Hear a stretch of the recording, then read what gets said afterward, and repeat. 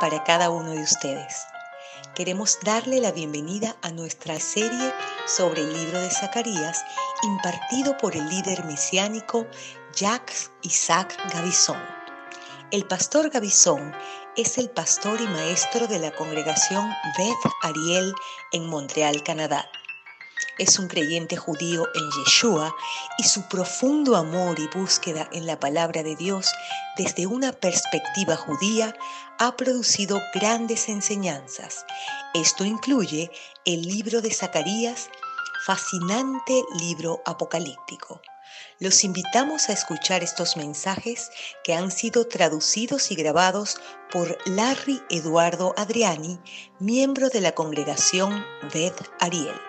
Sean bendecidos al escucharlos y Shalom. Zacarías parte 8, capítulo 5, estamos en el 22 de febrero del 2020. Shalom y bienvenidos a todos. Siempre es tan alentador recibir noticias de la labor de nuestro grupo de evangelización judía que distribuye Biblias puerta a puerta. Esta semana fueron al vecindario ruso y dieron 10 de ellas y también tuvieron algunas conversaciones muy interesantes. Uno de ellos, un hombre preguntó: ¿por qué Dios permite tantas personas inocentes sufran mientras que a los injustos les está yendo tan bien? Este tipo de preguntas abre la puerta a una gran conversación y el equipo hizo un excelente trabajo al declarar que no es culpa de Dios y que Él ama a todos y desea que todos sean salvos. Este hombre aceptó de traer la Biblia a su casa y también tomó el hermoso panfleto de Isaías 53. Otro no fue tan agradable y les dijo que odiaba a los misioneros. Y cuando leí que el grupo se regocijó recordando lo que Yeshua dijo en Mateo 5:11, bienaventurados sois cuando por mi causa os vituperen o os persigan y digan toda clase de mal contra vosotros mintiendo. Me recordó a Pedro y a Juan, que también se regocijaron cuando fueron perseguidos y se regocijaron. Hubo muchos más encuentros. Algunos de estos se enumeran en el boletín de la semana, o pueden recibir las noticias semanales a través del correo electrónico y obtener todas las historias. Y otras noticias no tan buenas. Leí la semana pasada que al evangelista Franklin Graham se le ha prohibido predicar en el Reino Unido. Así estemos de acuerdo o no con esta organización, esto es una noticia que nos afecta a todos como cristianos. Graham había programado una gran gira de predicación en el Reino Unido en el 2020, pero una gran cantidad de ciudades y gobernaciones locales cancelaron su gira, prohibiéndolo en esos lugares. ¿Por qué? Porque Franklin Graham no está de acuerdo con la homosexualidad. Él tiene un punto de vista moral diferente a las de ellos, basada en las Escrituras. Pero, ¿deberíamos sorprendernos en este punto? El mensaje de la Biblia está siendo cada vez más despreciado porque va a contracorriente de lo que llaman progreso y evolución. Espero incluso muchas más oposiciones a medida que avanzamos hacia el final de los tiempos. Y hablando de los tiempos finales, en Israel parece aumentar un despertar espiritual. Una figura religiosa dijo la semana pasada, y cito: actualmente estamos en medio de la guerra de Gog y Magog. El tiroteo real y la lucha con armas físicas solo llegarán a su punto final. Esto fue descrito en la Biblia por los profetas. La mayor parte de la guerra, su comienzo, será una guerra de fe. Fin de la citación. Esta es toda una declaración y ruego que muchos realmente miren a la Biblia y vean que todo lo que necesitamos sobre el fin está allí. Y este rabino en particular dijo: debemos hacer correr la voz ahora que el Mesías está más cerca que nunca. Es una cuestión de vida o muerte. Y agregó que la situación es explosiva, más de lo que se puede imaginar uno. No podemos estar totalmente de acuerdo con él y podemos añadir que no solo es una cuestión de vida física y muerte, sino también espiritual. Conocen a Ezequiel 38-39. Para ellos es el equivalente al Armagedón del Nuevo Testamento y sienten que cada vez está más cerca cuando ven a Israel bombardeando continuamente a iraníes y blancos sirios en el norte. Y este hombre no es el único. Parece que las diferentes fracciones religiosas también cayeron en la misma urgencia. Otro conocido líder religioso, Rabbi Kanievsky, dijo hace 5 años, el Mesías está en la puerta. Luego, un poco más tarde, dijo que el Mesías ya pasaba el umbral de la puerta. Y no hace mucho tiempo dijo que el Mesías ya está aquí. Tanto es así que este hombre se niega a viajar lejos de Israel si el Mesías viene. Y otro es Shlomo Amar, el antiguo rabino sefardí de Israel. Dijo el pasado jueves, el 20 de febrero de 2020, y cito, todos los grandes rabinos de esta generación están diciendo que el Mesías está a punto de revelarse. Todas las señales que los profetas dieron en la Gemara, la Mishnah, el Midrash, todas estas están dándose una por una. Todo lo que necesitamos es permanecer fuertes un poco más. Ver que si bien estos no tienen el Nuevo Testamento, sienten la inminente venida del Mesías, ¿cuánto más nosotros deberemos sentirlo? Otros notaron estos desastres naturales y pestilencias en todo el mundo. Uno de ellos dijo, los desastres naturales están ocurriendo en todo el mundo, incluyendo el coronavirus, los incendios en Australia. Algún y otro desastre que iba a ocurrir en la atmósfera está ocurriendo ahora. Esto viene de Rabbi Sisholtz.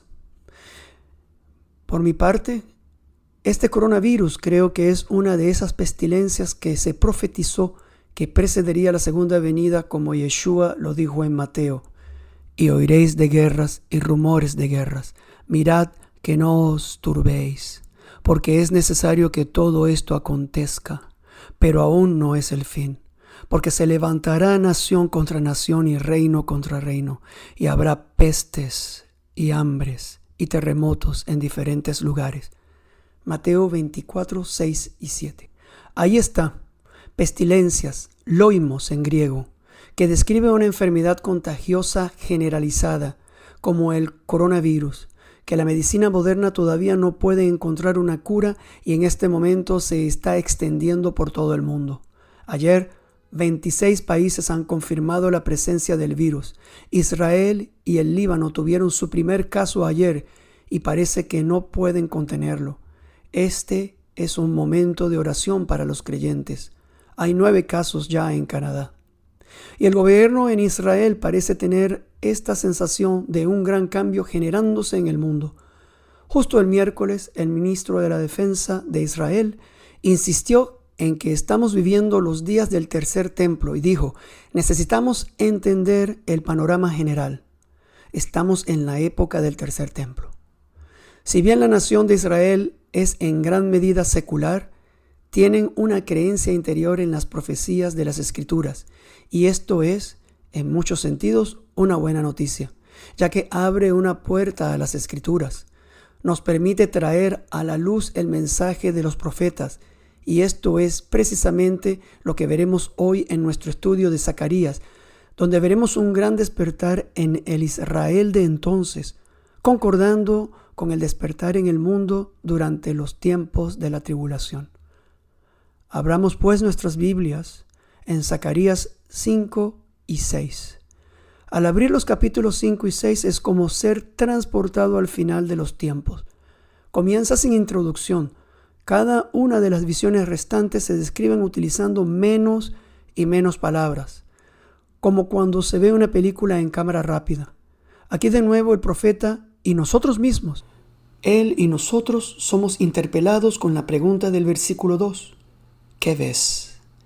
Y a lo largo de todo el profeta pregunta, ¿qué es? Y otra vez, ¿qué son estos? Y para dar sentido a estas profecías, uno necesita detenerse y examinar la visión en cámara lenta. Aquí es cuando uno entiende que hemos sido llevados justo en medio de los tiempos de tribulación, justo en el umbral de los últimos 3 años y medio. Y allí uno reconocerá el libro del Apocalipsis, como veremos más adelante en este estudio. La primera visión comienza con un toque de gracia. El profeta ve un rollo volante, uno enorme que va sobre el mundo. Parece estar escrito con la palabra de Dios, como el Evangelio en el cielo para que todos lo vean, como una advertencia final, un último consejo de Dios al hombre para arrepentirse, porque lo que sigue son las guerras finales y las más poderosas.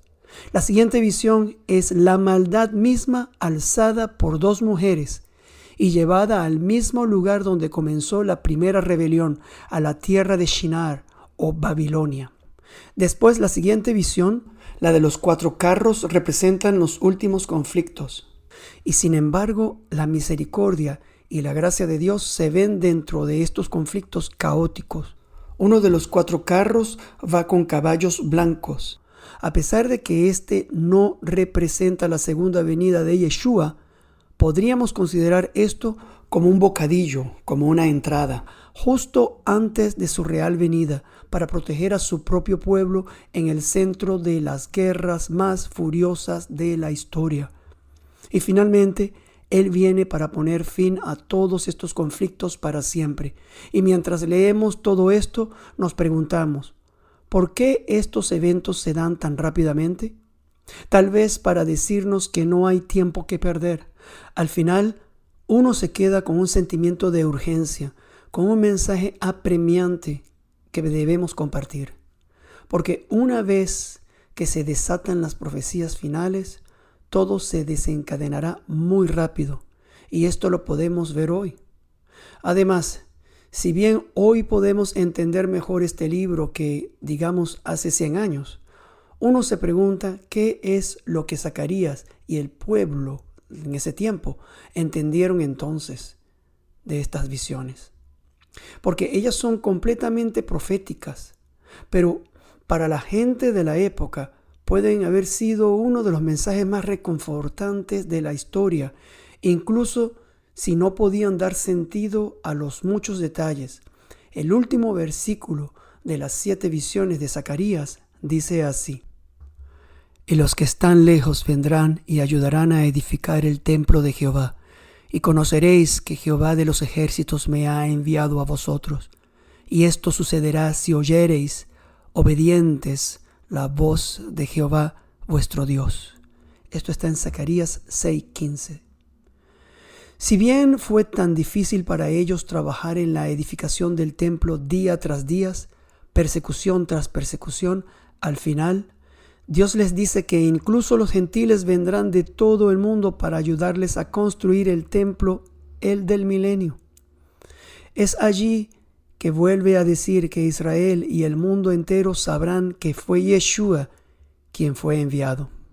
En cuanto a nosotros hoy, tampoco entendemos todas las profecías y sin embargo, las palabras finales son para nosotros también. Si obedeces diligentemente la voz de Jehová tu Dios, todas estas cosas y mucho más ocurrirán. Amén.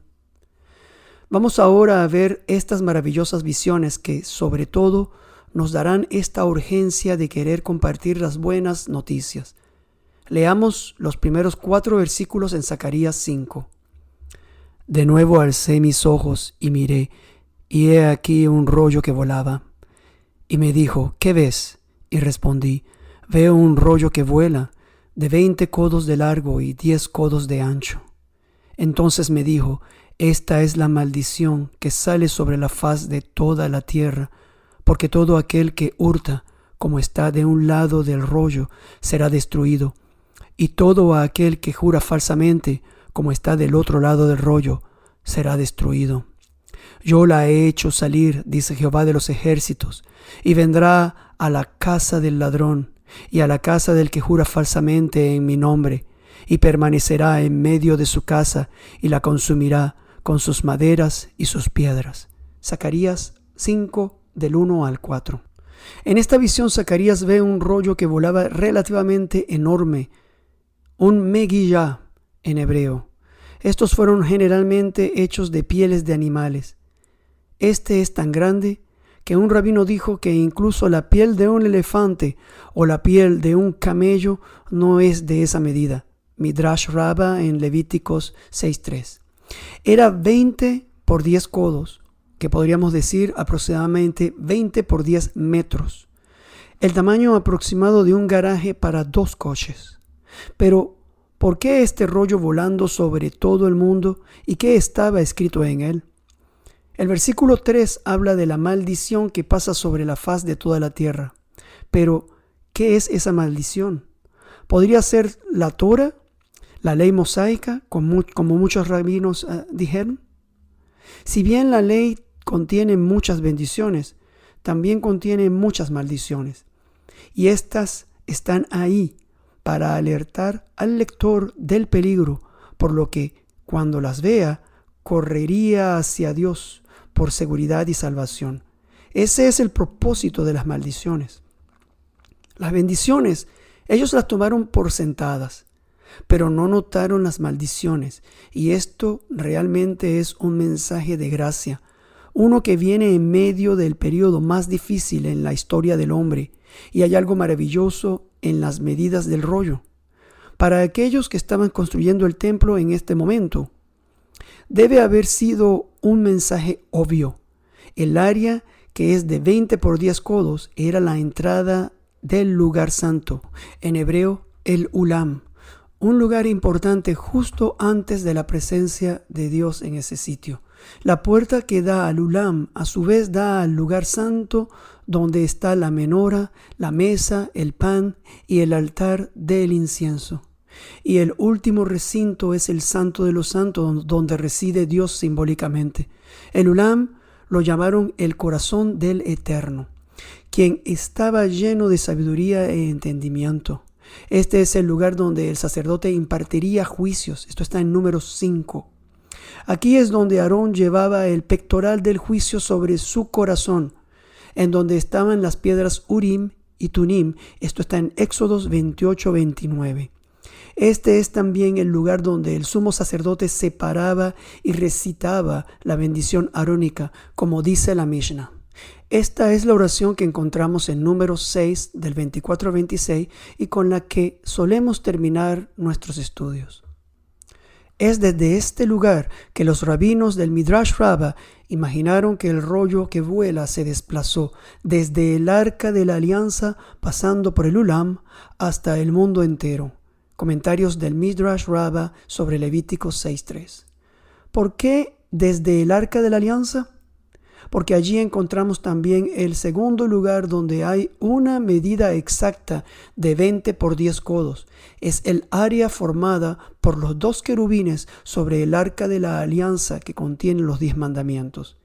Y así es como si los querubines salieran del Santo de los Santos con el mensaje de la ley y lo trajeran directamente al pueblo del mundo para su salvación.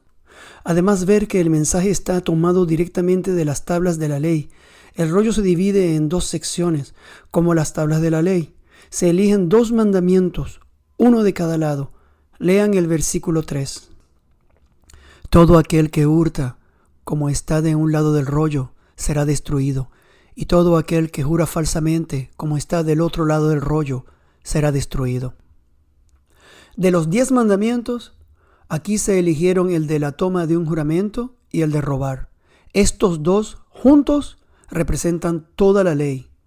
Los 10 mandamientos, de los cuales fluyen los otros 603 mandamientos, se dividen en 2 secciones. Los primeros 5 tratan de nuestra relación con Dios y los últimos, nuestra relación con el hombre.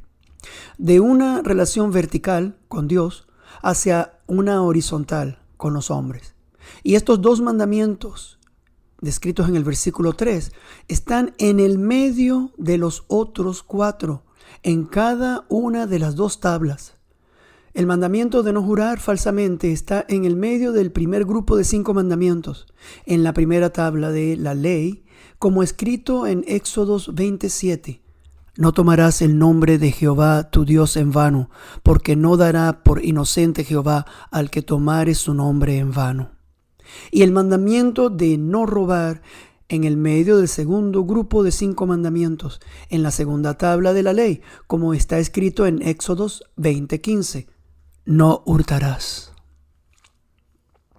Y observen que el versículo 3 comienza con el mandamiento de la segunda tabla, o el relacionado con las ofensas hacia los otros, y no lo que podemos considerar el más importante, que es el de la primera tabla, o el que está relacionado con las ofensas hacia Dios. ¿Por qué?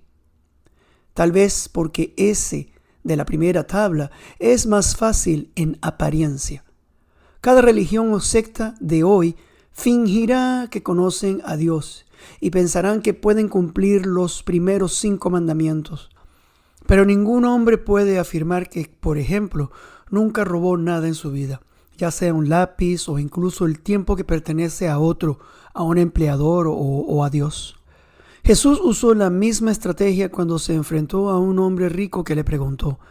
Entonces vino uno y le dijo, Maestro bueno, ¿qué bien haré para tener la vida eterna? Mateo 19:16.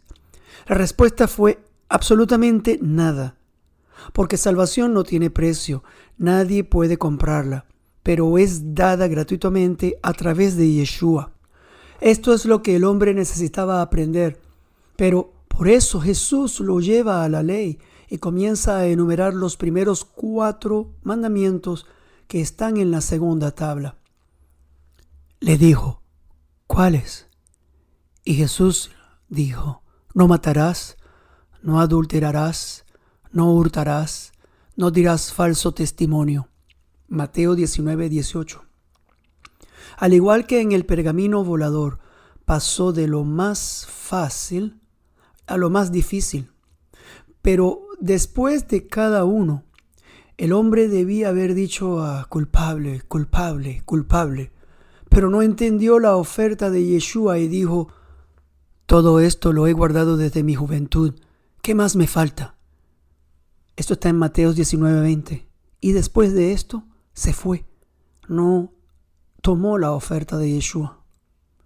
En cuanto a juramentos, Dios los lleva a un nivel superior con lo que dice en Zacarías 5:4, cuando alguien jura falsamente en su nombre. ¿Quiénes son los que usan el nombre de Dios falsamente? ¿Podría esto estar hablando de religiones mundiales hoy en día?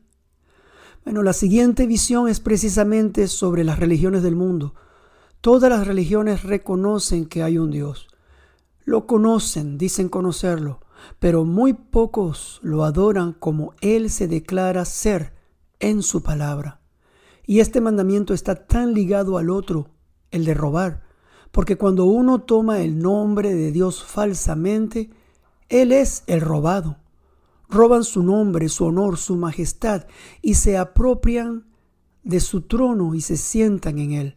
El ladrón aquí es realmente el que pronunció un juramento falso en el nombre de Dios. Y este es el tema de la siguiente visión, la mujer llamada la maldad. Y en estos tiempos podemos decir que no son los tiempos de los juramentos, cuando vemos cuántos son rotos. ¿Qué clase de juramentos vemos rotos hoy? Uno grande, el juramento del matrimonio, hecho delante de Dios. Muchos, incluso los cristianos, ya no temen a Dios y lo desafían rompiendo este juramento solemne. Ilustración. Y creyendo que debido a que somos hijos de Dios, nuestro Padre eventualmente nos perdonará a todos, así sigan quebrantando la ley. Permítanme contarles un hecho real. 2 hijos de un oficial de la policía de Atlanta fueron declarados culpables de robo y condenados a 2 años en la penitenciaría por las pruebas de su padre. Los 2 muchachos fueron arrestados por su padre en el acto de robar una tienda y él apareció en la corte como fiscal. El padre, al dar pruebas, dijo: traté de criar bien a mis hijos, casi me muero cuando los encontré tratando de robar la tienda. Pero siento que es mi deber, bajo mi juramento como oficial, arrestarlos y enjuiciarlos. Les dije que eran culpables y que debían aceptar su castigo. A esto el juez respondió: he aquí un hombre de verdad, un oficial que tiene la mayor consideración posible de su juramento. Nuestro Padre Celestial no es solo compasivo, sino justo. El amor debe ceder donde la desobediencia exige justicia. Otro juramento que muchos rompen es cuando cambian de opinión sobre una persona. En el tema de un sí y un no, Jesús dice: pero sea vuestro hablar sí, sí, no, no, porque lo que es más de esto, de mal procede. Mateos 3:37. Si uno hace un juramento, el juramento debe mantenerse sin ninguna reserva. Debemos mantener lo que prometemos. De lo contrario, ¿cómo creería el mundo en nosotros si no mantenemos nuestro juramento, especialmente ese importante juramento dado frente a Dios en el matrimonio? Ahora vean la universalidad del mensaje, un rollo volador que sale sobre la faz de toda la tierra, que el Evangelio se pregonará y conocerá en todo el mundo durante los tiempos de la tribulación. Es algo que ha sido profetizado en muchos pasajes de la Biblia. El primero es de Jesús en Mateo 24, cuando habló de las calamidades de los últimos 3 años y medio y de la historia de este mundo, cuando dice: y será predicado este evangelio del reino en todo el mundo, para testimonio a todas las naciones, y entonces vendrá el fin. Esto está en Mateo 24:14. Si bien que la tribulación se describe como un tiempo nunca antes visto, un tiempo que nunca se repetirá, será también el tiempo del mayor reavivamiento de la fe en la historia humana. El mayor reavivamiento de la historia. No fue con Jonás, quien trajo a la fe a unas 600,000 personas en un periodo muy corto de tiempo, o la de la iglesia a lo largo de estos últimos 2000 años, pero será durante los tiempos de la tribulación ese reavivamiento. Lo mejor está por venir. Esta verdadera gracia, a medida en que todas las naciones se levantarán contra los creyentes responderán predicando la palabra a ellas. Así es nuestro Dios. Vea el fuerte contraste aquí. Incluso en los momentos más malignos, Dios hará grandes cosas, como leemos en su palabra. Después de esto miré, y he aquí una gran multitud, la cual nadie podía contar, de todas naciones y tribus y pueblos y lenguas, que estaban delante del trono y en la presencia del Cordero, vestidos de ropa blanca y con palmas en las manos. Apocalipsis 7:9. ¿Quiénes son estas personas en el cielo? Habían tantos que Juan no podía contarlas. Aquí es cuando alguien vino y le dijo: estos son los que han salido de la gran tribulación y han lavado sus ropas y las han emblanquecido en la sangre del Cordero. Apocalipsis 7:14. Además, el rollo volador de Zacarías podría identificarse en 2 lugares del libro del Apocalipsis. El primer lugar es justo antes de que las copas de ira sean vertidas por Dios mismo. Allí vemos el evangelio volador presentado al mundo entero, que puede corresponder al rollo volador de Zacarías. Vi volar por en medio del cielo a otro ángel que tenía el evangelio eterno para predicarlo a todos los moradores de la tierra, a toda nación, tribu, lengua y pueblo, diciendo a gran voz: temed a Dios y dadle gloria, porque la hora de su juicio ha llegado, y adorad a aquel que hizo el cielo y la tierra, el mar y las fuentes de aguas. Esto está en Apocalipsis 14:6-7.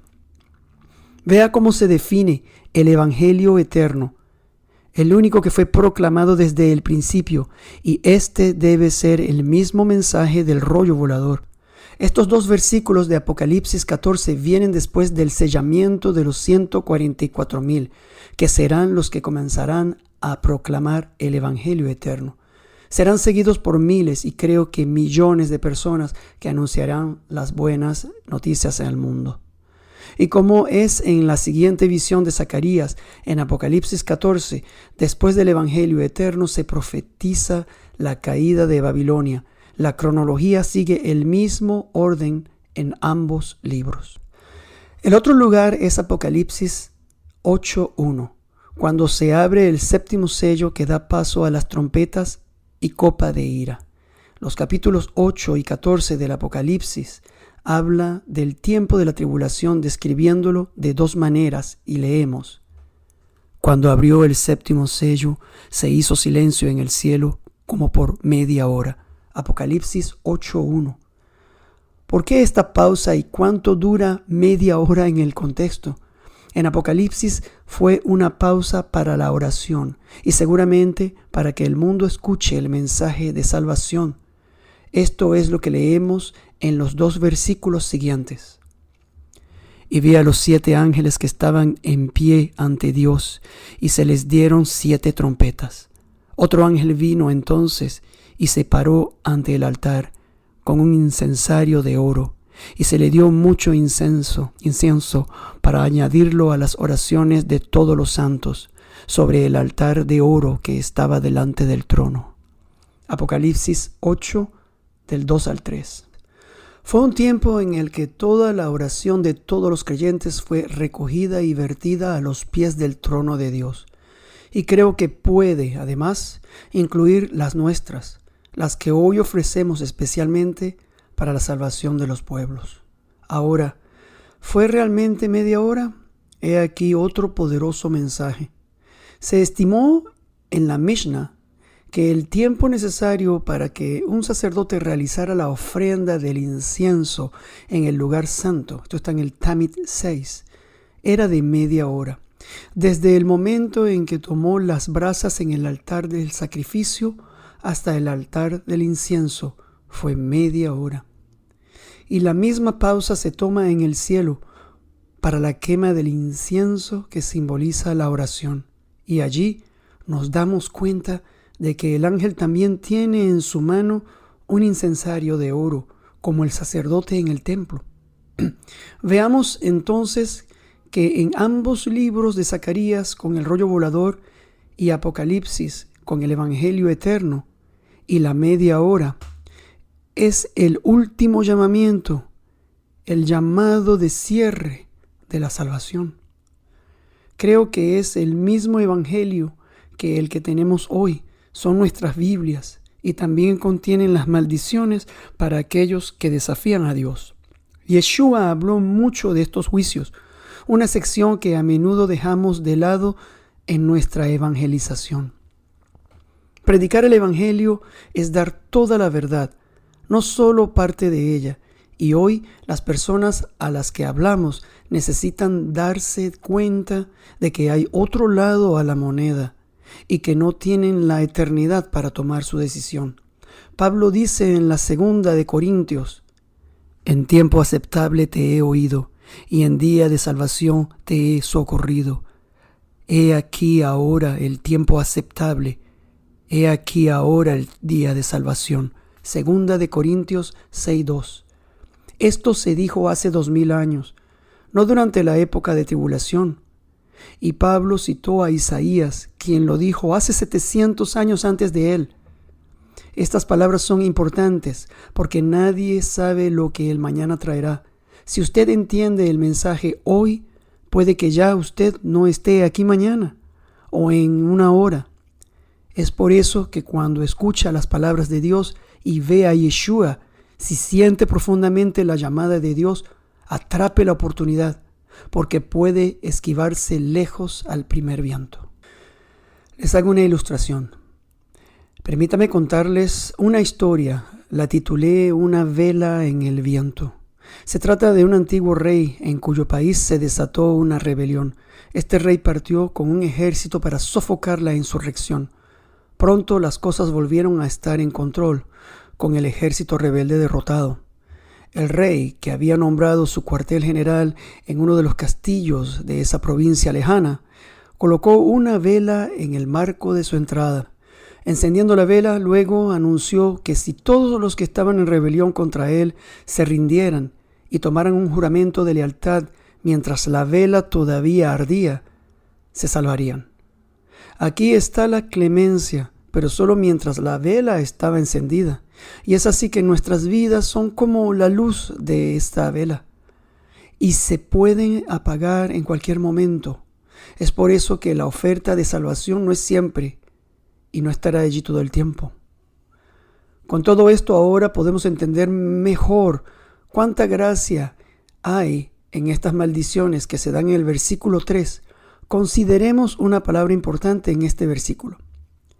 Entonces me dijo: esta es la maldición que sale sobre la faz de toda la tierra, porque todo aquel que hurta, como está de un lado el rollo, será destruido, y todo aquel que jura falsamente, como está del otro lado del rollo, será destruido. Zacarías 5:3.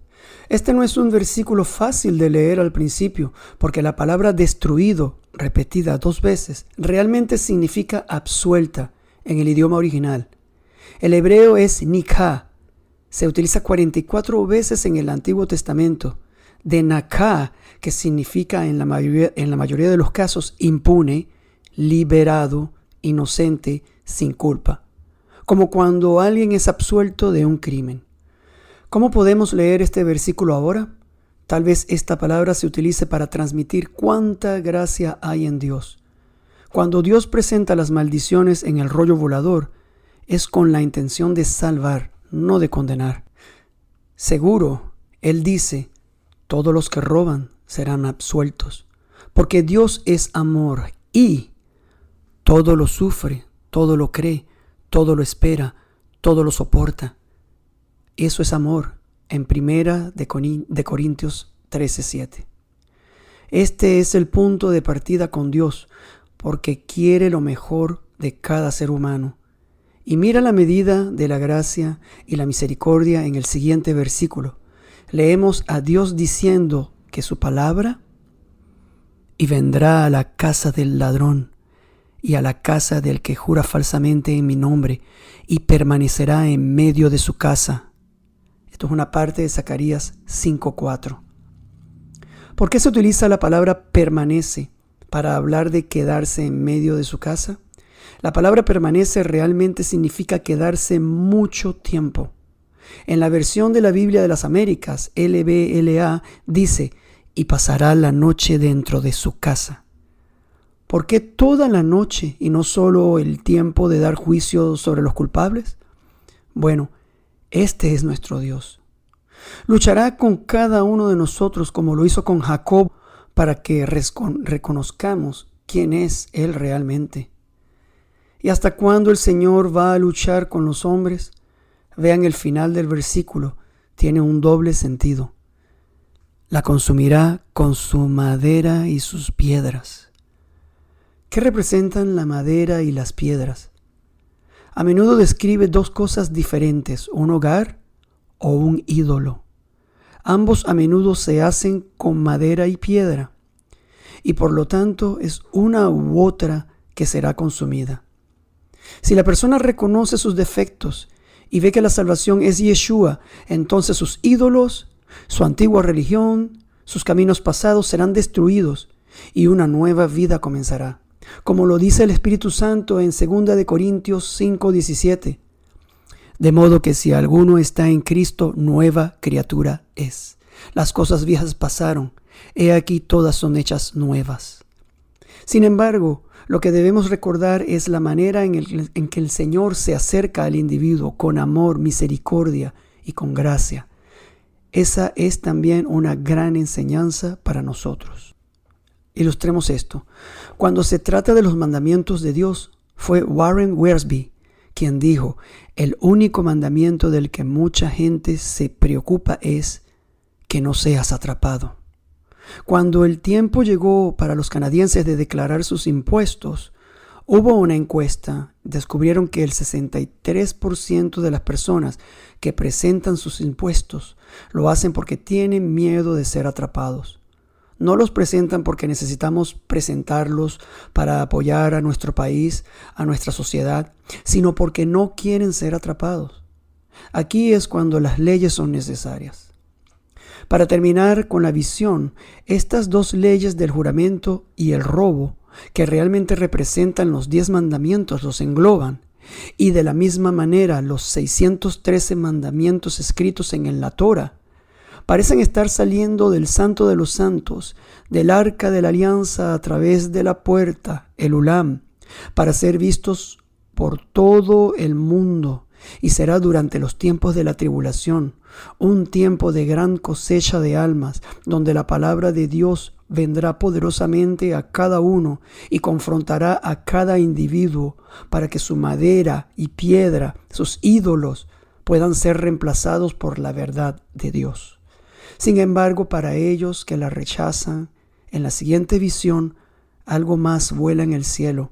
Se llama la maldad que caerá sobre todo el mundo. Vamos a leer por ahora rápidamente la siguiente visión, que es la secuela de rechazar el mensaje del rollo volador. Vamos a leer los versículos del 5 al 8. Y salió aquel ángel que hablaba conmigo y me dijo: alza ahora tus ojos y mira qué es esto que sale. Y dije: ¿qué es? Y él dijo: este es un efa que sale. Además dijo: esta es la iniquidad de ellos en toda la tierra. Y he aquí, levantaron la tapa de plomo, y una mujer estaba sentada en medio de aquel efa. Y él dijo: esta es la maldad, y la echó dentro del efa, y echó la masa de plomo en la boca del efa. Zacarías 5, del 5 al 8. Lo que sigue al rollo volador es un efa que sale, o un recipiente para medir que vuela. ¿Qué es este recipiente para medir, o efa, y qué hay en él? La palabra efa es inusual, solo aquí traducido recipiente para medir. Efa, que es una medida de sólido o líquido de unos 18 litros, no es muy grande. Pero, ¿por qué llamarlo efa? Kimchi, un comentarista rabínico, entendió que efa significa que Dios les había medido. El efa es entonces un recordatorio de que el tiempo de las tribulaciones es de hecho tiempo de juicio sobre las naciones y sobre Israel, y cada juicio está bien medido, ponderado. Sobre el efa había una cubierta pesada, un kikar o un talento, hecho de plomo que pesa alrededor de unos 34 kilos. Una cubierta pesada para este recipiente tan pequeño, de tan pequeña dimensión. Esto es para mostrar que la maldad está retenida hasta el momento de la tribulación. ¿Y por qué está hecho de plomo? Tal vez porque era relativamente un metal sin valor en ese momento, y también porque este es un metal que es pesado, pero al mismo tiempo es frágil. Esto nos recuerda los pies de la estatua de Nabucodonosor, que era una estatua de oro arriba, seguidamente de plata, bronce, y luego era una mezcla de hierro y piedra, que como plomo es un metal muy suave y con muy poco valor. ¿Y qué contiene la cesta? La maldad misma, con el artículo definido la. La única vez que esta palabra está acompañada del artículo definido la. El hebreo es raza y se traduce por las palabras como criminal, culpa, mal. Representa todo el mal. Pero, ¿ves a dónde llevan el efa? Leamos y allí entenderemos lo que representa. Alcé luego mis ojos y miré, y he aquí dos mujeres que salían y traían viento en sus alas, y tenían alas como de cigüeña, y alzaron el efa entre la tierra y los cielos. Dije al ángel que hablaba conmigo: ¿a dónde llevan el efa? Y él me respondió: para que le sea edificada casa en tierra de Sinar, y cuando esté preparada lo pondrán sobre su base. Esto está en Zacarías 5, del 9 al 11. ¿A dónde llevan la maldad? A la tierra de Sinar, que es Babilonia. Allí está de nuevo, nunca murió. El espíritu de rebelión todavía vaga por la tierra y ocupa muchos corazones. Pero, ¿por qué no simplemente decir Babilonia en lugar de Sinar? Tal vez esto sea para traernos de vuelta al origen de esta rebelión, a la Torre de Babel. Después de la inundación, los hombres se reunieron, y leemos en Génesis 11:2. Y aconteció que cuando salieron de oriente, hallaron una llanura en la tierra de Sinar, y se establecieron allí. Aquí es donde construyen la Torre de Babel, donde se origina la palabra Babilonia. Aquí es cuando los hombres se reunieron y dijeron en Génesis 3, y se dijeron unos a otros: vamos, hagamos ladrillo y cosámoslos con fuego. Y les sirvió el ladrillo en lugar de piedra y el asfalto en lugar de mezcla. Vean la rebelión en todo lo que dicen en Génesis 11:4.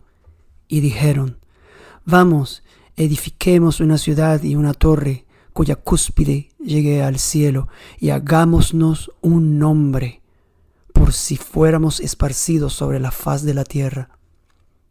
Esto está en oposición y rebeldía directa contra el mandamiento de Dios, que conocían muy bien cuando Dios dijo: Mas vosotros fructificad y multiplicaos, procread abundantemente en la tierra y multiplicaos en ella. Génesis 9:7. Así sabían de ese mandamiento, sabían del diluvio y de su razón, conocían a Dios. Sem estaba allí y les contó todo al respecto, pero se rebelaron contra Dios y decidieron no extenderse en toda la tierra, pero se quedaron en ese lugar. Y es así como el Espíritu nos enseña que el verdadero motivo de ellos fue rechazo a Dios. ¿Y qué quieren en lugar de Dios? En Génesis 11:4 dicen: hagámonos un nombre.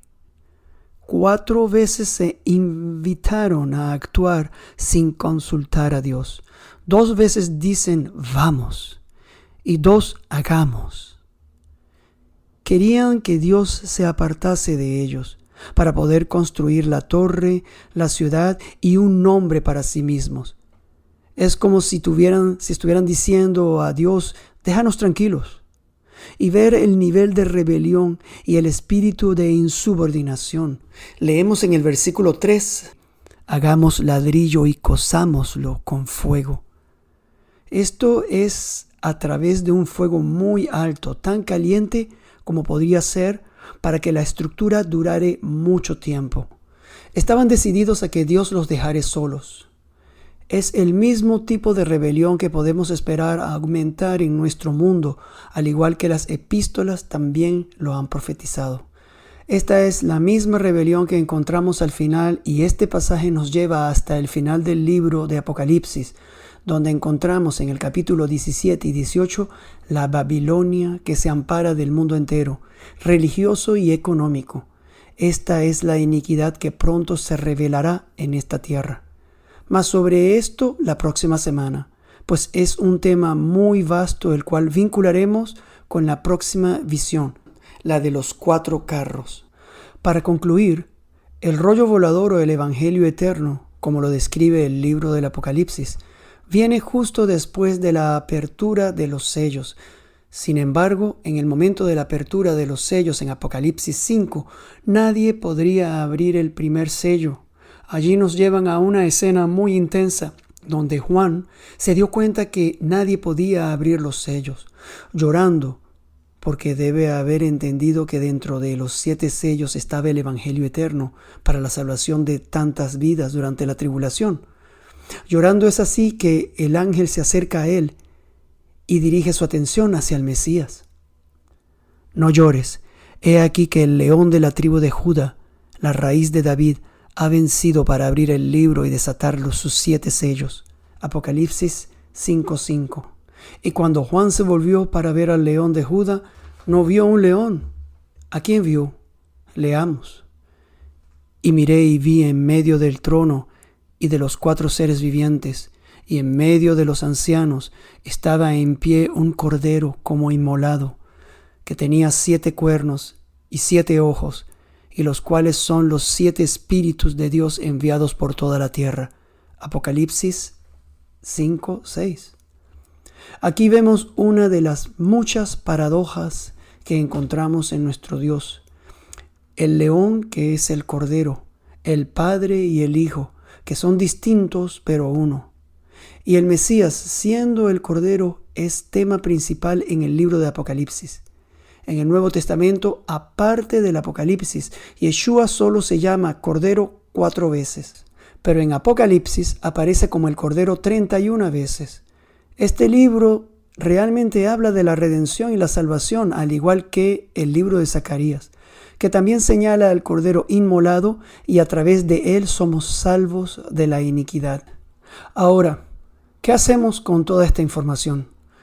Vimos la urgencia, el mal, las oraciones de los creyentes que parecen estar en algún lugar y guardados para este último momento, para ser derramados a los pies del trono de Dios, hablando de sus oraciones.